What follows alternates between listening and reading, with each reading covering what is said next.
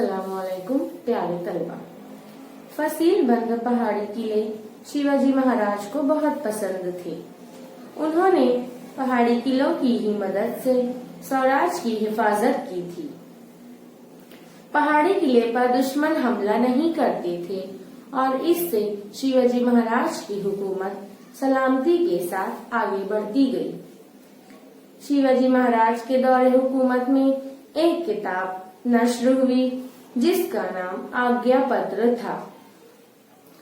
इसमें मुकम्मल हुकूमत का मग़ज़ यानी किले, उसका मतलब ये है कि किलों को बहुत ज्यादा अहमियत हासिल है।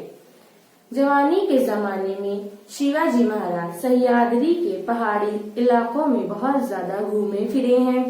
उन्होंने देखा कि सह्याद्री की चोटी पर वाक़े पहाड़ी किला स्वराज की हिफाजत के लिए अहमियत का हामिल है।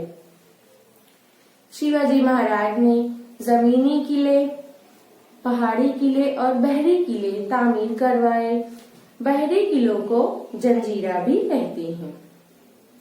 हीरोजी अंदोलकर और अर्जुजी यादव इन दो माहिरीन की मदद से शिवाजी महाराज ने राजगढ़, प्रतापगढ़, सिंधुदुर्ग वगैरह किले तामीर करवाए और इसी तरह किला रायगढ़ की तामीर भी शुरू हुई। इसी के साथ विजयदुर्ग, तोरना, रांगना जैसे पुराने किलों की मरम्मत करवाई गई। शिवाजी के पास तकरीबन 300 किले मौजूद थे। शिवाजी महाराज ने फसील बंद पहाड़ी किलों की हिफाजत का मुकम्मल इंतजाम कर रखा था। हर पहाड़ी किले पर किलेदार यानी हवलदार, मुहासिब और मुंतजिम जैसे अफसरान मुकर्रर किए जाते थे। किलेदार की निगरानी में मुहासिब और मुंतजिम काम किया करते थे। आइए हम एक के बाद एक अफसरान के काम की फहरिस्त बनाएंगे। किलेदार को किले की हिफाजत और दीगर कामकाज अंजाम देना पड़ता था। इसके अलावा मुहासिब और मुंतजिम को हुक्म देना और सरकारी खुतूत और अहकामात के मुताबिक अमल करना किलेदार का काम था।